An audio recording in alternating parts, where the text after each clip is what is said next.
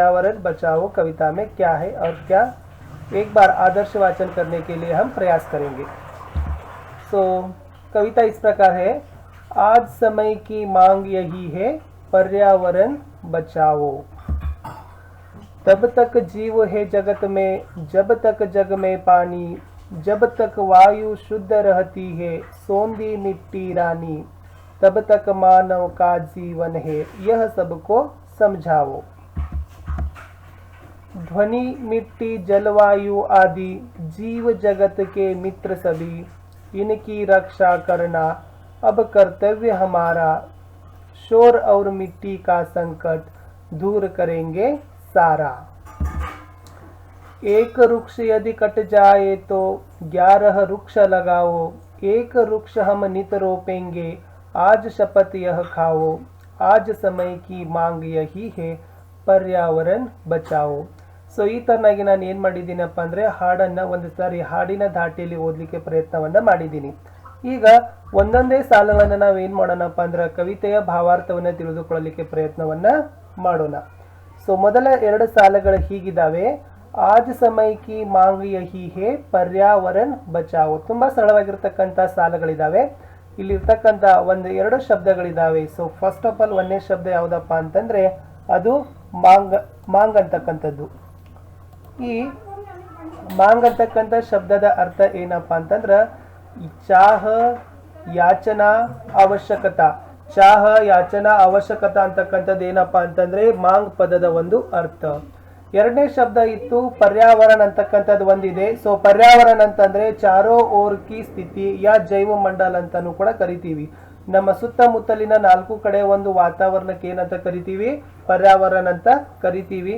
ಅದನ್ನ ಹಿಂದಿಯಲ್ಲಿ ಜೈವ ಮಂಡಲ ಅಂತಾನು ಕೂಡ ಏನ್ ಮಾಡ್ತಾರಪ್ಪ ಅಂದ್ರೆ ಕರೀತಾರೆ. ಈ 2 ಸಾಲುಗಳಲ್ಲಿ ಏನ್ ಕವಿ ನಮ್ಗೆ ಹೇಳಿದಾರಪ್ಪ ಅಂತಂದ್ರೆ, कवि यह कह रहे हैं कि आज की वर्तमान समय में एक ही मांग की आवाज गूंज उठ रही है. ಇವತ್ತಿನ ಸದ್ಯದ ಪರಿಸ್ಥಿತಿಯಲ್ಲಿ ವರ್ತಮಾನ ದಿನಗಳಲ್ಲಿ ಎಲ್ಲ ಕಡೆನೂ ಒಂದೇ ಒಂದು ಬೇಡಿಕೆಯ ಧ್ವನಿ ಕೇಳಿ ಬರ್ತಾ ಇದೆ. ಅದೇ ಏನಿದೆಪ್ಪ ಅಂತಂದ್ರೆ ಪರ್ಯಾವರಣ ಬಚಾವೋ, ಪರಿಸರವನ್ನ ಸಂರಕ್ಷಿಸಿ, ಪರಿಸರವನ್ನ ಉಳಿಸಿ ಅಂತಕ್ಕಂಥ ಮಾತು ಜಗತ್ತಿನ ಪ್ರತಿ ಮೂಲೆಗಳಲ್ಲಿ ಇವತ್ತು ಏನಾಗ್ತಾ ಇದೆಪ್ಪ ಅಂದ್ರೆ ಕೇಳಿ ಬರ್ತಾ ಇದೆ. ಓಕೆ, ಆಜ್ ಸಮಯ ಕಿ ಮಾಂಗ್ ಯಹಿ ಹೇ, ಪರ್ಯಾವರಣ ಬಚಾವೋ. ಈ ದಿನ ಜಗತ್ತಿನ ಎಲ್ಲ ಕಡೆನೂ ಕೂಡ ಕೇಳಿ ಬರ್ತಕ್ಕಂಥ ಒಂದು ಬೇಡಿಕೆ ಅವಶ್ಯಕತೆ ಏನಪ್ಪ ಅಂದ್ರ ಪ್ರದೂಷಣಗೊಳ್ತಕ್ಕಂಥ, ಮಾಲಿನ್ಯವನ್ನಗೊಳ್ತಕ್ಕಂಥ ಪರಿಸರವನ್ನ ನಾವೇನ್ ಮಾಡಬೇಕಾಗಿದೆ, ರಕ್ಷಣೆ ಮಾಡಬೇಕಾಗಿದೆ. ಈ ರಕ್ಷಣೆಯ ಕೂಗು ಎಲ್ಲ ಕಡೆನೂ ಕೂಡ ಕೇಳಿ ಬರ್ತಾ ಇದೆ.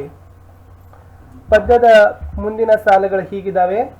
तब तक जीव है जगत में, जब तक जग में पानी, जब तक वायु शुद्ध रहती है, सोंधी मिट्टी रानी, तब तक मानव का जीवन है, यह सबको समझाओ. ಈ ಒಂದು ಸಾಲುಗಳಲ್ಲಿರ್ತಕ್ಕಂಥ ಹೊಸ ಪದಗಳು. ಜೀವ ಅಂದ್ರೆ ಪ್ರಾಣಿ. ಓಕೆ, ಸೋಂದಿ ಮಿಟ್ಟಿ ಅಂದ್ರೆ ಏನಪ್ಪಾ ಅಂತಂದ್ರೆ ಸುಗಂಧಿತ, ಖುಷ್ಬುದಾರ್ ಅಂತ ಕರಿತೀವಿ. ನೆಕ್ಸ್ಟ್ ಜೀವನ್ ಅಂದ್ರೆ ಜಿಂದಗಿ. ಇಲ್ಲಿ ಕವಿನೂ ಕೂಡ ಇಲ್ಲಿನೂ ಕೂಡ ಈ ತರನಾಗಿ ಏನ್ ಮಾಡಿದಾನಪ್ಪ ಅಂದ್ರೆ ಹೇಳಿದ್ದಾರೆ. ಏನ್ ಹೇಳಿದ್ದಾರೆ ಕವಿಯ ಒಂದು ಸಂದೇಶ? कवि यह कह रहे कि जब तक हमारी प्रकृति में पानी के स्रोत रहेंगे, ಇದು ನೆನಪಿಟ್ಕೊಳ್ತಕ್ಕಂಥದ್ದು. जब तक हमारे इस प्रकृति में पानी के स्रोत रहेंगे, तब तक हमारे जीव जंतु वर्ग सुरक्षित रहेंगे. ಎಲ್ಲಿವರೆಗೆ ಈ ಭೂಮಿಯಲ್ಲಿ ನೀರಿನ ಮೂಲಗಳಿದಾವಲ್ಲ ಅಲ್ಲಿವರೆಗೆ ಮಾತ್ರ ಜೀವ ಜಂತುಗಳು ಸುರಕ್ಷಿತವಾಗಿ ಬದುಕುಳಿಲಿಕ್ಕೆ ಸಾಧ್ಯ ಇದೆ ಅಂತಕ್ಕಂಥದ್ದು ಫಸ್ಟ್ ಪಾಯಿಂಟ್. 2ನೇದು ವಾತಾವರಣ ಮೇ ಜಬ್ ತಕ್ ವಾಯು ಶುದ್ಧ रहेगी.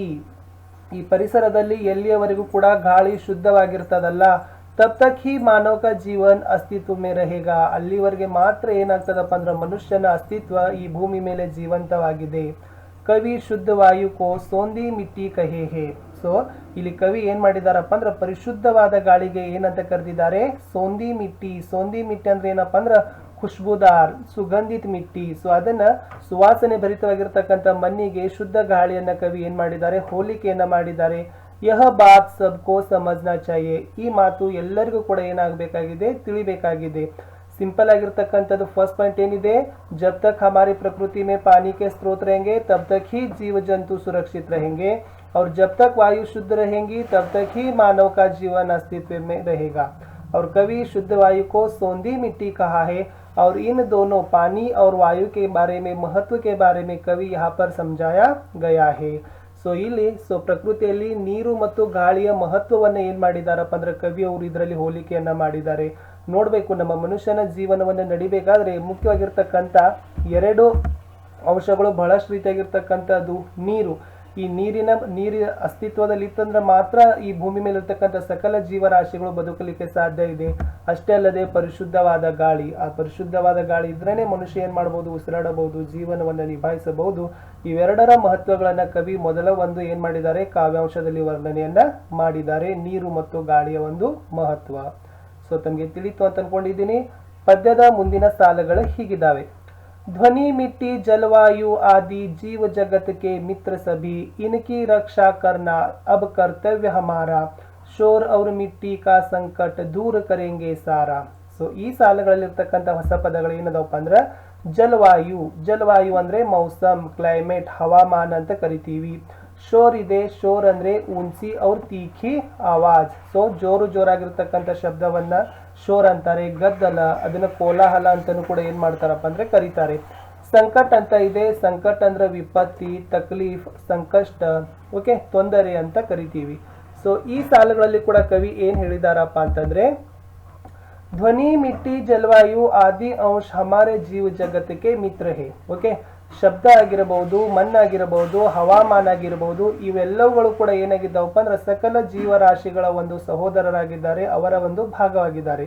ಇನ್ ಸಬ್ಕಾ ಸಂರಕ್ಷಣ ಕರ್ಣ ಹಮಾರ ಕರ್ತವ್ಯ ಹೇ. ಈ ಧ್ವನಿ, ಮಿಟ್ಟಿ, ಜಲವಾಯು ಇವೆಲ್ಲವುಗಳ ಸಂರಕ್ಷಣೆಯನ್ನ ಮಾಡ್ತಕ್ಕಂಥದ್ದು, ಉಳಿಸಿಕೊಂಡು ಹೋಗ್ತಕ್ಕಂಥದ್ದು ಎಲ್ಲ ನಾಗರಿಕರ ಒಂದು ಕರ್ತವ್ಯ ಆಗಿದೆ.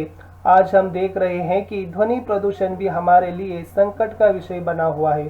ಇವತ್ತು ಪ್ರಸ್ತುತವಾಗಿ ನಾವು ಏನ ಮಾಡ್ತಾ ಇದ್ದೀವಿ ಅಂದ್ರೆ ಶಬ್ದ ಮಾಲಿನ್ಯವನ್ನ ಸಹಿತ ಮನುಷ್ಯನ ಮಾನಸಿಕ ನೆಮ್ಮದಿಯನ್ನ ಹಾಳು ಮಾಡ್ತಕ್ಕಂಥದ್ದಿದೆ, ಆತನ ಒಂದು ಜೀವಕ್ಕೆ ಕುತ್ತಾಗ್ತಾ ಇದೆ. वर्तमान समय में मिट्टी का अपरदन भूक्षरण जो हो रहा है उसे हम सब मिलकर दूर करेंगे. ಸೊ ಇಲ್ಲಿ ಮೊದಲನೇದಾಗಿ ಏನ್ ಹೇಳಿದಾರಪ್ಪ ಅಂದ್ರೆ ಶಬ್ದ ಮಾಲಿನ್ಯ ಮತ್ತು ಮಣ್ಣಿನ ಮಾಲಿನ್ಯ, ಓಕೆ, ಮಣ್ಣಿನ ಸವಕಳಿ. ಸೊ ಇಲ್ಲಿ ಮಿಟ್ಟಿಕ ಅಪರಾಧ ನಂತರ ಮಣ್ಣಿನ ಸವಕಳಿ. ಇವತ್ತೇನಾಗತ್ತದಪ್ಪ ಅಂದ್ರೆ ಭೂಮಿ ಮೇಲೆ ಇರ್ತಕ್ಕಂಥ ಫಲವತ್ತಾದ ಮಣ್ಣು ಹೋಗ್ತಾ ಇದೆ, ಕಾರಣ ಮರಗಳನ್ನೇ ಇಲ್ಲ. ಮನುಷ್ಯ ಸ್ವಾರ್ಥಕ್ಕಾಗಿ ಏನ್ ಮಾಡ್ತಾ ಇದ್ದಾನೆ, ಗಿಡಗಳನ್ನ ಕಡಿತಾ ಇದ್ದಾನೆ. ಅದರಿಂದ ಮಣ್ಣಿನ ಸವಕಳಿ ಏನಾಗ್ಲಿಕ್ಕತ್ತದ, ಉಂಟಾಗ್ತಾ ಇದೆ. ಮೊದಲನೇದು ಧ್ವನಿ ಪ್ರದೂಷಣ, ಶಬ್ದ ಮಾಲಿನ್ಯವನ್ನ ಉಳಿಸ್ಕೊಂಡು ಹೋಗ್ಬೇಕಾಗಿದೆ, ಅದನ್ನ ತಡಿಬೇಕಾಗಿದೆ. ಎರಡನೇ ಜೊತೆಲಿರ್ತಕ್ಕಂಥ ಮಣ್ಣಿನ ಸವಕಳಿಯನ್ನು ಕೂಡ ತಡಿಲಿಕ್ಕೆ ನಾವು ಪ್ರಯತ್ನವನ್ನ ಮಾಡಬೇಕಾಗಿದೆ ಅಂತಕ್ಕಂಥದ್ದು ಈ ಒಂದು ಸಾಲುಗಳಲ್ಲಿ ಕವಿ ಏನ್ ಮಾಡಿದಾರಪ್ಪ ಅಂದ್ರೆ ಹೇಳಿದ್ದಾರೆ. ನೋಡ್ಬೋದು, ಇವತ್ತು ಮೆಟ್ರೋಪಾಲಿಟನ್ ಸಿಟಿ ಮಹಾನಗರ ಪಾಲಿಕೆಗಳಲ್ಲಿ ಎಷ್ಟೊಂದು ರೀತಿಯಾಗಿರ್ತಕ್ಕಂಥ ಒಂದು ವಾಹನಗಳ ಒಂದು ಇದರಿಂದ ಏನಾಗ್ತಾ ಇದೆನಪ್ಪ ಅಂದ್ರೆ ಜನ ತನ್ನ ಮಾನಸಿಕ ನೆಮ್ಮದಿಯನ್ನೇ ಕಳ್ಕೊಳ್ತಾ ಇದ್ದಾನೆ. ಆತನ ಕಿವಿಗೆ ಬೇಕಾಗಿರ್ತಕ್ಕಂಥ ಹೆಚ್ಚು ಡೆಸಿಬಲ್ ಶಬ್ದಗಳನ್ನ ಬರೋದ್ರಿಂದನೂ ಕೂಡ ಅವು ಏನ್ ಮಾಡ್ತಾನಪ್ಪ ಅಂದ್ರೆ ಕಿವುಡವನ್ನು ಸಹಿತ ಆಗ್ಬೋದು, ಮಾನಸಿಕ ಗೊಂದಲಕ್ಕೆ ಎಡೆಯನ್ನ ಆಗ್ತಾ ಇದ್ದಾನೆ. ಅಷ್ಟಲ್ಲದೆ ಭೂಮಿ ಮೇಲೆ ಇರ್ತಕ್ಕಂಥ ಫಲವತ್ತಾದ ಮಣ್ಣು ಇವತ್ತು ಏನಾಗತ್ತದ, ಕೊಚ್ಚಿಕೊಂಡು ಹೋಗ್ತಾ ಇದೆ. ಇದರಿಂದ ಇಳುವರಿನೂ ಇಲ್ಲ. ಜೊತೆಗೆ ಬಹಳಷ್ಟು ರೀತಿಯಾಗಿರ್ತಕ್ಕಂಥ ತೊಂದರೆ ಈ ನಮ್ಮ ಮಾನವ ಜಗತ್ತಿಗೆ ಬಂದು ತಲುಪಿದೆ ಅಂತ ನಾವೇನ್ ಮಾಡ್ಬೋದು, ಹೇಳ್ಬಹುದು. ಇಷ್ಟಿತ್ತು ಈ ಸಾಲುಗಳಲ್ಲಿರ್ತಕ್ಕಂಥ ಒಂದು ಆಶಯ. आगे के भाग में कवि की जो पंक्तियां इस प्रकार है. एक वृक्ष यदि कट जाए तो 11 वृक्ष लगाओ, एक वृक्ष हम नित रोपेंगे, आज शपथ यह खाओ, आज समय की मांग यही है, पर्यावरण बचाओ. यानी बच्चों इस पंक्ति में भी कई नए शब्द है, नए शब्दों को देख लेंगे. ಈ ಒಂದು ಸಾಲುಗಳಿರ್ತಕ್ಕಂಥ ಹೊಸ ಪದಗಳನ್ನ ಸ್ವಲ್ಪ ನೋಡ್ಕೊಂಡು ಬರೋಣ. ವೃಕ್ಷ ಇದೆ, ವೃಕ್ಷ ಅಂದ್ರೆ ಪೇಡ, ದರಕ್ತ್ ಅಂತ ಕರಿತೀವಿ. ನಿತ್ ಅಂದ್ರೆ ರೋಜ್, ಪ್ರತಿದಿನ, ಸೊ ದಿನಾಲು. ಆಮೇಲೆ ಶಪಥ್ ಅಂತಿದೆ, ಶಪಥ್ ಅಂದ್ರೆ ವಾದ, ಪ್ರತಿಜ್ಞೆ ಅಂತೀವಿ. ಲಾಸ್ಟ್ ನಲ್ಲಿ ಇರ್ತಕ್ಕಂಥದ್ದು ರೋಪ್ನ ಅಂತಕ್ಕಂಥ ಶಬ್ದ ಇದೆ. ರೋಪ್ನ ಅಂದ್ರೆ ಏನಪ್ಪಾ ಅಂದ್ರೆ ಲಗಾನ, ಹಚ್ಚುವುದು. ಸೊ ಇಲ್ಲಿನೂ ಕೂಡ ಸಾಲುಗಳಲ್ಲಿರ್ತಕ್ಕಂಥ ಒಂದು ಕವಿಯ ಒಂದು ಭಾವಾರ್ಥವನ್ನು ನೋಡ್ಕೊಂಡು ಬರೋಣ. ಸೊ ಮೊದಲನೇದಾಗಿ कवि यह कह रहे हैं कि एक वृक्ष को काटा गया तो 11 वृक्ष लगाना चाहिए. ಇಲ್ಲಿ ಕವಿಯವರು ಒಂದು ಮಾತು ಹೇಳಿದ್ದಾರೆ. ಏನ್ ಹೇಳಿದಾರಪ್ಪ ಅಂತಂದ್ರೆ, ನಾವು ಒಂದು ವೃಕ್ಷವನ್ನ, ಒಂದು ಎಲ್ಲಾದ್ರೂ ಗಿಡವನ್ನ ನಾವು ಕಡಿದೀವಂದ್ರೆ ಅದರ ಬದಲಾಗಿ ನಮಗೆ ಎಷ್ಟು ವೃಕ್ಷಗಳನ್ನ ಹಚ್ಚಕ್ ಹೇಳಿದಾರು, 11 ವೃಕ್ಷಗಳನ್ನ ಹಚ್ಚಲಿಕ್ಕೆ ಹೇಳಿದಾರು. एक वृक्ष कट जाए तो उसके जगह पर कितना लगाना है, 11 वृक्ष को लगाना है. ಸೊ ನೀವು ಅನ್ಬಹುದಲ್ಲ, ಸರ್ ಒಂದೇ ಕಡಿದ್ರೆ 11 ಯಾಕೆ ಹಚ್ಬಹುದು ಅಂದ್ರೆ, ಒಂದು ಗಿಡವನ್ನ ನಾವು ನೆಟ್ಟು ದೊಡ್ಡದಾಗಿ ಬೆಳಿಬೇಕಾದ್ರೆ ಎಷ್ಟು ವರ್ಷಗಳು ತಗೋಬಹುದು, 10-11 ವರ್ಷ ತಗೋಬಹುದಲ್ಲ. ಅದಕ್ಕಾಗಿ ಕವಿಯ ಒಂದು ವಿಚಾರ ಏನೈತಪ್ಪ ಅಂದ್ರೆ, ನಾವೆಲ್ಲಾದ್ರೂ ಒಂದು ಗಿಡವನ್ನ ಕಡ್ದೀವಂದ್ರ ಅದರ ಜಾಗದಲ್ಲಿ ನಾವು 11 ಗಿಡಗಳನ್ನ ನೆಡಬೇಕಾಗ್ತದ. कम से कम एक वृक्ष हम जरूर लगाएंगे, इस बात की ही हम शपथ खाना है. ಸೊ ಅಟ್ಲೀಸ್ಟ್ ನಾವು ಏನ್ ಮಾಡೋಣಪ್ಪ ಅಂದ್ರೆ ಒಂದು ಗಿಡವನ್ನಾದ್ರೂ ನಾವು ಏನ್ ಮಾಡೋಣ, ಏಕ ವೃಕ್ಷತೋ ಲಗಾಯಂಗೆ, ಒಂದು ಗಿಡ ಹಚ್ಚತಕ್ಕಂತ ಒಂದು ಶಪಥ ವಾದ ಪ್ರತಿದಿನ ನಾವೇನ್ ಮಾಡೋಣ, ಸ್ವೀಕರಿಸೋನು. आज की वर्तमान समय में एक ही मांग है कि पर्यावरण को बचाना. ಈ ವರ್ತಮಾನ ಸಮಯದಲ್ಲಿ ಇರ್ತಕ್ಕಂಥ ಒಂದೇ ಒಂದು ಅವಶ್ಯಕತೆ ಇದೆ, ಬೇಡಿಕೆ ಇದೆ, ಪರಿಸರವನ್ನು ಸಂರಕ್ಷಣೆಯನ್ನ ಮಾಡ್ತಕ್ಕಂಥದ್ದು. ಬಹಳಷ್ಟು ಪರಿಸರ ಮಾಲಿನ್ಯ ಆಗ್ತಾ ಇದೆ, ಪ್ರದೂಷಣಗೊಳ್ತಾ ಇದೆ. ಅದರ ಸಂರಕ್ಷಣೆ ಮಾಡ್ತಕ್ಕಂಥ ಜವಾಬ್ದಾರಿ ನಮ್ಮ ನಿಮ್ಮೆಲ್ಲರ ಕೈಯಲ್ಲಿ ಇದೆ. ಇಲ್ಲಿ ಕಡೆಗೆ ಏನ್ ಮಾಡಿದಾರಪ್ಪ ಅಂದ್ರೆ ಕವಿಯವರು, ನಮ್ಮ ಪರಿಸರವನ್ನ ಉಳಿಸ್ಬೇಕಾದ್ರೆ ಏನು ನಾವು ಮಾಡ್ಬೇಕು, ಒಂದು ವೃಕ್ಷವನ್ನ ಕಡಿದ್ರೆ 11 ವೃಕ್ಷಗಳನ್ನ ಹಚ್ಚಬೇಕು. ಅಟ್ಲೀಸ್ಟ್ ಎಲ್ಲರೂ ಕೂಡ ಒಂದಾದ್ರೂ ನಾವು ವೃಕ್ಷವನ್ನು ಹಚ್ಚತಕ್ಕಂಥ ಒಂದು ಪ್ರತಿಜ್ಞೆಯನ್ನ ತೆಗೆದುಕೊಳ್ಳಲಿಕ್ಕೆ ಮಾತನ್ನ ಕವಿ ನಮ್ಗೆ ಏನ್ ಮಾಡಿದ್ದಾರೆ, ಹೇಳಿದ್ದಾರೆ. ಇಷ್ಟಿತ್ತು ಈ ಒಂದು ಹಾಡಿನಲ್ಲಿರ್ತಕ್ಕಂಥ ಒಂದು ಸಾರಾಂಶ. ಸೊ ಇದಕ್ಕೆ ಸಂಬಂಧಪಟ್ಟಂತೆ ಚಿತ್ರಗಳು ಅದೇ ಇದಾವೆ. ನಾವೆಲ್ಲಾದ್ರೂ ಕೂಡ ಒಂದು ಗಿಡವನ್ನು ನಾವು ಏನ್ ಮಾಡಿದೀವಪ್ಪ ಅಂದ್ರೆ ಕಡ್ದೀವಂದ್ರೆ ಅದ್ರ ಬದಲಾಗಿ ಸುಮಾರು 11 ಗಿಡಗಳನ್ನು ನೆಡತಕ್ಕಂಥ ಒಂದು ಅವಶ್ಯಕತೆ ನಮ್ಮದಿದೆ. ಪರಿಸರ ಅಂತಕ್ಕಂಥದ್ದು ಅಮೂಲ್ಯವಾದ ಸಂಪತ್ತು, ಅದರ ರಕ್ಷಣೆ ಮಾಡ್ತಕ್ಕಂಥ ಜವಾಬ್ದಾರಿ ನಮ್ಮ ನಿಮ್ಮ ಮೇಲಿದೆ.